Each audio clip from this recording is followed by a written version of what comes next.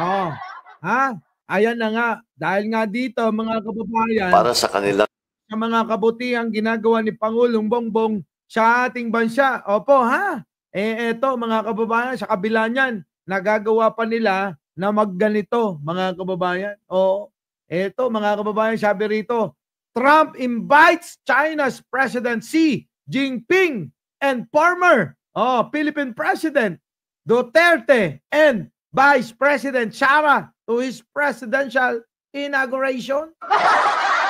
Grabe ano mga kababayan. The three declined to attend Globe Trotter BBM not invited. Ang daming ganyan mga kababayan. Mga ganito na mga posting at ng mga kung ano-anong mga paninira, pangangantyaw kay Pangulong Bongbong. Mga kababayan